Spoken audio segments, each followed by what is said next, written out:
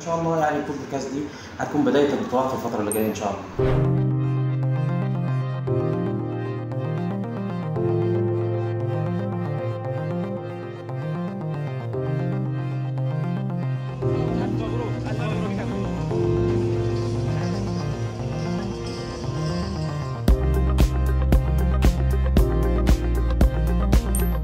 موضوع بيراميدز انا مقتنع بالفكره وبشجع النادي من 5 سنين.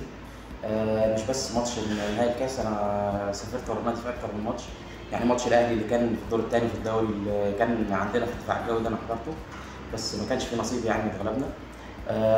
موضوع علاقه مجلس الاداره والاهداء اللي انا قدمته للنادي، هم الناس لما جم اسوان انا حضرت ماتش في استاد اسوان، وقابلت مجلس الاداره المهندس ممدوح عيد وعمر بسيوني والاستاذ عمر مدحت. الناس كلها ناس محترمه يعني، وساعتها حتى المهندس ممدوح عيد اداني تيشرت النادي يعني كنوع من التكريم يعني. وانا لما كنت موجود في نهائي الكاس يعني كنت واخد معايا درع كده قدمته للنادي كنوع من الاهداء والتكريم للنادي يعني.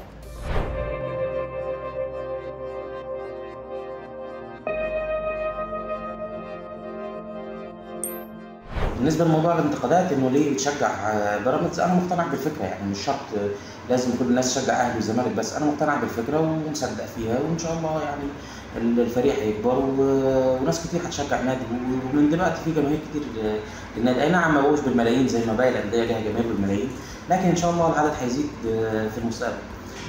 انا شايف ان بيراميدز اضاف كتير للكره المصريه وغير من الخريطه بتاعت الكره في مصر. صحيح ما كناش موفقين في موضوع البطولات، لكن وصلنا نهائي الكونفدراليه قبل كده، قبل نهائي الكونفدراليه، كاس مصر مرتين نهائي، وكاس السوبر مره. في حاجات يعني مش بره الكوره كانت بتحصل، يعني مش حابين نتكلم فيها، لكن الحمد لله، وان شاء الله يعني كل الكاس دي هتكون بدايه البطولات في الفتره اللي جايه ان شاء الله.